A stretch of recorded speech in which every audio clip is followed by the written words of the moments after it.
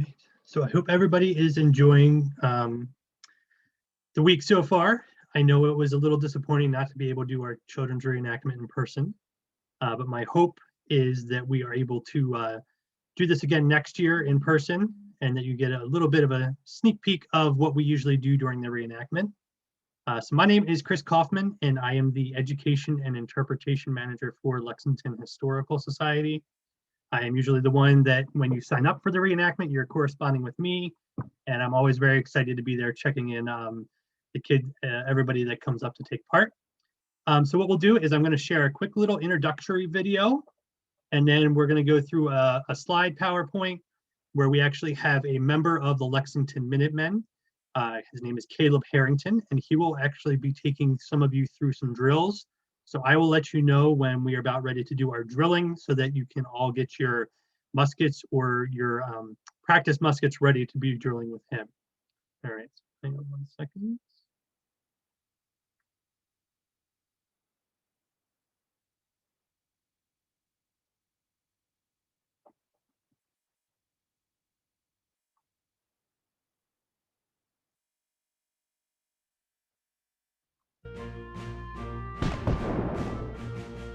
Hello, my name is Chris Kaufman, and I'm the Education and Interpretation Manager at Lexington Historical Society. Lexington Historical Society is more than a historical society.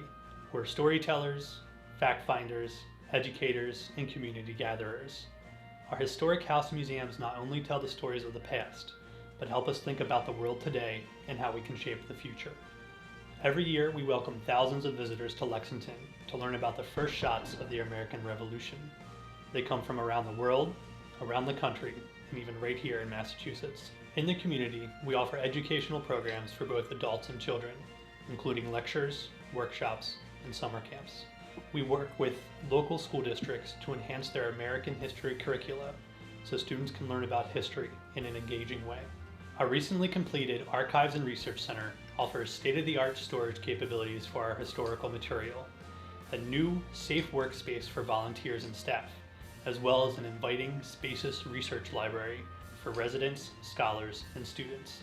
We hope you can join us for one of our programs, whether it's in person or virtual, or possibly take a tour of one of our museums. We love having community members get involved with us and enjoy the history of Lexington.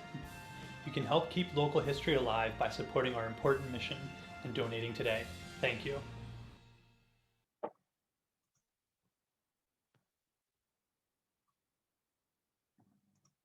All right. So with that, now we'll share our presentation. One of my favorite things about this activity that we have been doing for the past several years is just seeing the joy on all of the participants' faces as they come up to sign up, seeing the amazement they have that when the British reenactors come and they get to see their shiny uniforms and everything like that. So hopefully everybody gets up and is ready to move. So we'll get started with the presentation.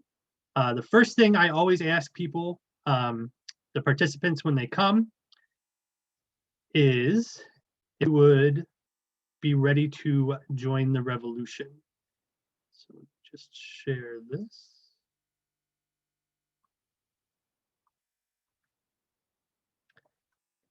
All right. So I always ask the participants, defend your home or squash a rebellion, the choice is yours. Lexington Historical Society, the Lexington Minutemen, and His Majesty's 10th Regiment of Foot welcome all willing participants for a reenactment of the Battle of Lexington. Participants are trained on proper and safe use of a musket prior to reenacting the Battle of Lexington. And then we always have to ask the kids if they're ready, and obviously they always are.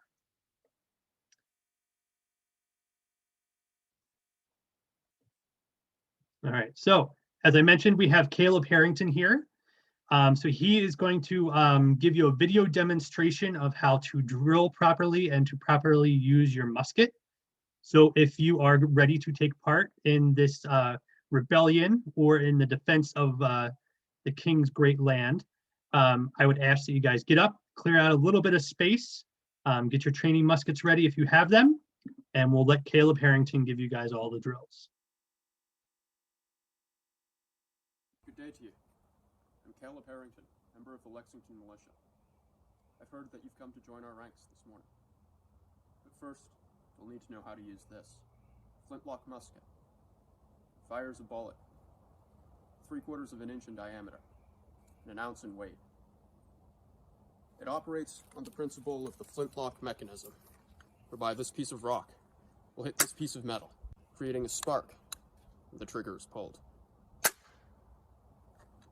That spark will send sparks into the pan, which will ignite gunpowder, firing the weapon. The first position you'll need to know is shoulder arms. Bring the musket up to your shoulders so that it's straight up and down, so that you don't hit the person to your left or to your right. From there, you'll bring the musket up in front of your face, like so. This is called poise arms.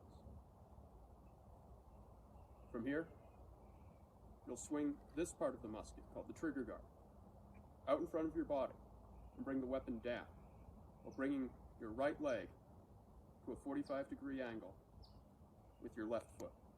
This is called rest arms. From there, you will bring your weapon over to the right side of your body, taking your right hand, bringing it as high up as you can on the weapon, and then bringing the entire weapon down by your right foot, while bringing your right foot in line with your left foot. This is order. From order, you can take your right hand, bring it down as far as you can on your musket, swing the musket across your body, back up the shoulder. To fire the musket, first thing you must do is come to the position of prepare to prime and load. By bringing the musket down across your body, flipping open the steel, expose the pan. We'll then handle your cartridge, pulling it out of your cartridge box, sticking it in your mouth, biting off the top, spitting it out. From there, we'll pour a small charge of gunpowder into the pan of the musket, and then close the steel. Make sure the gunpowder stays there. Then flip your musket around, pour powder and ball to the barrel, throw the excess material on the ground, pull out your ramrod. Then use this rod, one firm motion, seat the bullet, return your ramrod so that you can use it again for the next shot. You'll then bring your musket back to the shoulder arms position. After that, you will bring it to the poise arms position we learned earlier, pulling back the hammer one more click so that it is no longer safe and the weapon is ready to fire. On the command present, bring the weapon down, and take it, and on the command fire, squeeze the trigger and fire. Misfires are quite common. Do not be alarmed if they occur. I've now told you what you need to know to be successful on the green this morning. Go forth, and may God be with you. Okay. So hopefully everybody was able to follow along with Caleb Harrington there. So next we'll just kind of go through a quick couple of pictures of past reenactments. And so here on the bottom lower screen here, you can see some of our militia trainees training with the Lexington Minutemen, who are a reenacting group here in the town of Lexington that portray the men of Lexington that fought on April 19th, 1775. And on these two pictures here, you can see some of our British redcoats from the 10th Regiment of Foot, who reenact or portray the men of the 10th Regiment of Foot that participated in the Battle of Lexington on April 19th, 1775. And I know it seems kind of tense when we're out there on the green and everybody's standing face to face to each other, but the top picture up here shows you after it's done, everybody gets along and we have a nice, usually a nice happy after picture, and then a lot of question time with the reenactors themselves. And so this one was from the very first year we did it, when we just did one single session, but we had such a great turnout that in 2017, we actually held 2 sessions. Again, you can see kind of our some of the trainings going on here with the 10th Regiment of Foot down here on the lower left in the old Visitors Center. And then we have Bill Mix here, who is one of our Lexington Minutemen who helps train with us, and then up here as well. And so these pictures are from 2018, and you can kind of see how, and we can see actually Caleb Harrington right here, who just did that video with everybody, taking part in training some of our troops that morning as well. We've been really lucky so far that we've had really great weather. And you can see it's been a little chilly here, but everybody for the most part has been really happy. And then this is from our last year that we were able to do it in 2019. So you can see here I am here kind of chatting with some of our signups. We have Captain Parker from the Lexington Militia over here, and then another member of the 10th Regiment of Foot getting ready to sign up. All right. So as we move forward, our hope is that next spring we will be able to hold the children's reenactment in person. So you can see my contact information up here. If you're interested in signing up, you can go ahead and email me. We also have a lot of great information in our digital learning section of the website, some scavenger hunts for our 3D tours that we have, but also some really fun crafts that you can do at home, like butter making and also tin lantern making. My hope is that by the end of the summer, as things begin to reopen and our capacity limits here at the museums are more opened as well, that we might be able to actually hold a quick little muster in the spring or the late summer or the early fall. So please keep an eye out on our website and all of our social media for information regarding that.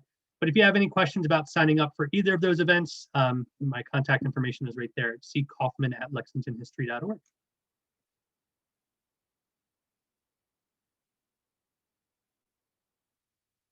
So does anybody have any questions or anything so far? Happy to take any questions for a couple minutes, whether it be what we do during the reenactment or maybe what some of the reenactors do, or even clothing that they're wearing. You can go ahead and type those in the chat.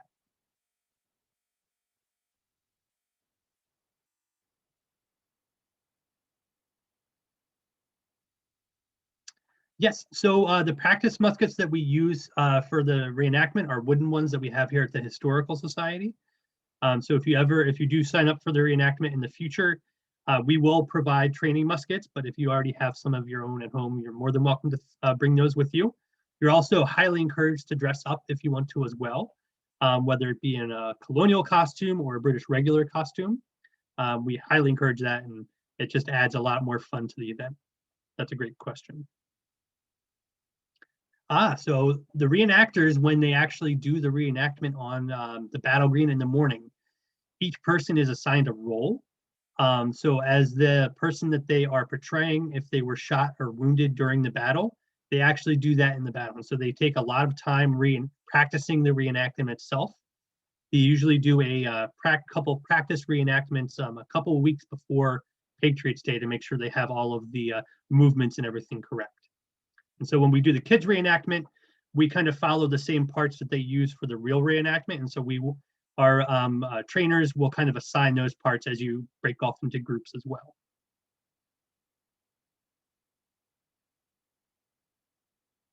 Absolutely, yeah. We welcome anybody that's around. You don't have to be from Lexington or even the local area. We actually, in years past, have had some kids from Virginia and Florida come up on vacation that week and partake. So we welcome everybody. The more the merrier, we always say.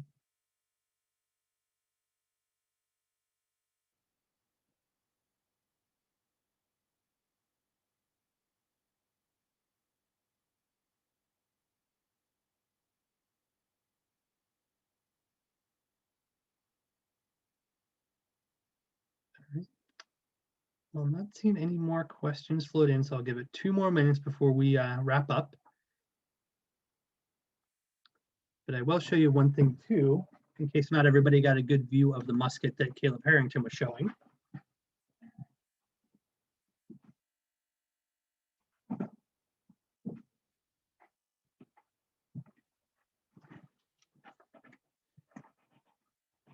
This is the musket that Caleb Harrington was showing. I just want to show you kind of a closer up version of what it looks like when it sparks. So you can see how it pulls back, and when it pulls, that's where the spark comes from. Oh yes, Catherine, if you go to Lex Media has recordings of the reenactments that happen on Patriots Day. So you can find that information by going to Lex Media's website, or we, I believe, have also shared that information from our Facebook page as well for Lexington Historical Society. And that's the adult version. We don't have too many videos of the kids ones. I always try to remind myself that I'm going to record it, but I always get so caught up in just watching that I always forget to record the actual action.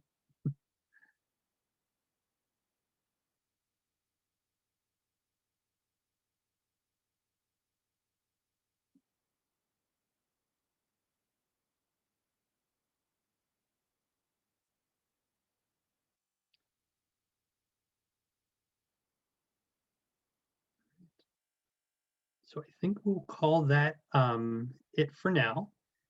Like I said, if you have questions about the reenactment, signing up for next year or for possibly later in the summer. So the muskets that we use for the kids reenactment don't make a sound, but the muskets that the reenactors use do use gunpowder, so they do make a bang and shoot out some smoke. Yeah, and I will be my contact information I'll put in the chat here. It is C. Kaufman at lexingtonhistory.org. So if you have questions about signups or questions about just any of the events that we do here at Lexington Historical Society, please feel free to reach out, or you can message us on Facebook as well. Yeah, so we do try to assign roles. Usually I try to keep siblings together on the same side unless we have a specific note from the parents to split them up or anything like that. And a lot of it was when we assign roles, it depends. Sometimes if people show up in a British uniform, then we'll make them a British soldier. Or if they show up in a colonial militia, we'll make them colonial militia. And that's one of the hardest parts is, assigning the roles, telling somebody that they have to be a British regular. Everybody always wants to be the militia because we always see them as the good guys. But then when the British reenactors walk up with their bright red suits and all of their fancy buttons and everything, everybody always wants to go and work with them since they have the much cooler uniforms, at least in my opinion.